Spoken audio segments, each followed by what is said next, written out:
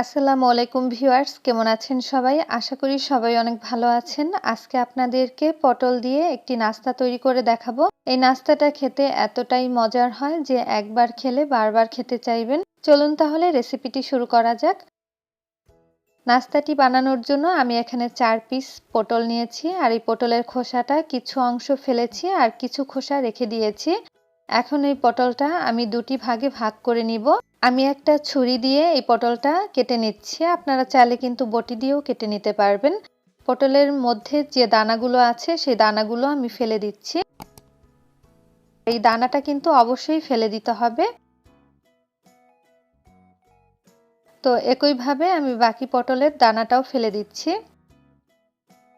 এবার একটা পটলের পিস নিয়ে আমি এরকম চিকন চিকন করে কেটে নিচ্ছি। একটু সাবধানে কেটে নিতে হবে, নইলে কিন্তু এগুলো ভেঙে যেতে পারে। তো আমি অনেকটা পাতলা করেই কেটে নিচ্ছি। তো ঠিক এভাবে করে আমি কেটে নিয়েছি। বাকি সব পটলের পিসগুলোও এভাবেই কেটে নিব। সবগুলো কাটা হয়ে গেছে। এখন আমি আপনাদেরকে একটু দেখিয়ে দিচ্ছি। ঠিক এরকম পাতলা করে কেটে নিতে হবে। এখন এই সবগুলো আমি ভালো মতো ধুয়ে পানিটা ঝরিয়ে নিব। এমনভাবে পানিটা ঝরিয়ে নিতে হবে যেন পটলের গায়ে কোনো পানি না থাকে। তো আমি পটলের পানিটা খুব ভালোভাবে ঝরিয়ে নিয়েছি। এখন এর মধ্যে দিয়ে দিচ্ছি সামান্য পরিমাণ হলুদের গুঁড়া আর সামান্য পরিমাণ লবণ।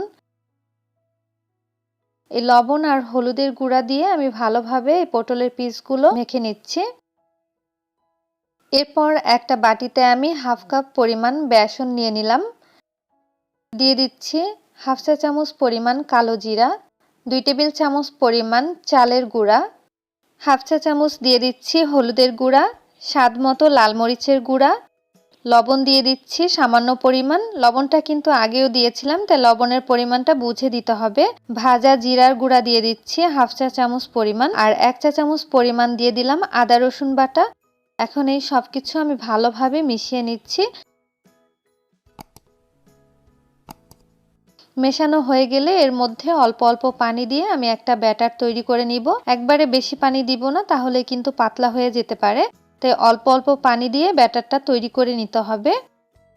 আর আমি এর ভেতরে চালের গুঁড়া দিয়েছি। আপনারা চালের গুঁড়ার পরিবর্তে ময়দাও কিন্তু দিতে পারবেন, তবে চালের গুঁড়াটা দিলে এই নাস্তাটার টেস্টটা কিন্তু খুব ভালো আসে। তো বেসনের গোলাটা কিন্তু ঠিক এরকম হবে, বেশি পাতলা অথবা বেশি ঘন করা যাবে না। এখন এই বেসনের গোলার মধ্যে এখান থেকে এক টুকরো পটলের পিস নিয়ে আমি বেসনের গোলায় কোট করে নিব। খুব ভালোভাবে কোট করে নিতে হবে যেন পটলের কোনো অংশ দেখা না যায়। ঠিক এভাবে করে কোট করে নিতে হবে। এখন আমি এগুলো ভেজে নিব। ভাজার জন্য আগে থেকেই পরিমাণ মতো তেল গরম করে নিয়েছি। এখন একটা একটা করে এই তেলের মাঝে দিয়ে দিলাম। তো এক সাইড হয়ে যাওয়ার পরে আমি উল্টে দিচ্ছি আর চুলার আঁচটা মিডিয়ামে রেখে এগুলো ভেজে নিব। চুলার আঁচটা যদি বাড়িয়ে ভাজতে চান তাহলে কিন্তু উপরে পুড়ে যাবে আর ভেতরটা কাঁচা থেকে যাবে। তাই একটু সময় নিয়ে আস্তে আস্তে এগুলো ভেজে নিতে হবে, তাহলে ভেতরটা কিন্তু খুব ভালোভাবেই সিদ্ধ হয়ে যাবে। তো আমি 2 সাইড খুব ভালোভাবে ভেজে নিচ্ছি আর যখন এগুলোর কালারটা চেঞ্জ হয়ে যাবে ঠিক তখন বুঝতে হবে এগুলো ভেজে নেওয়া হয়ে গেছে। দেখুন কালারটা কিন্তু চেঞ্জ হয়ে গেছে। তো আমি এবার এগুলো তেল ঝরিয়ে তুলে নিচ্ছি আর বাকি সবগুলো কিন্তু একইভাবে ভেজে নিব।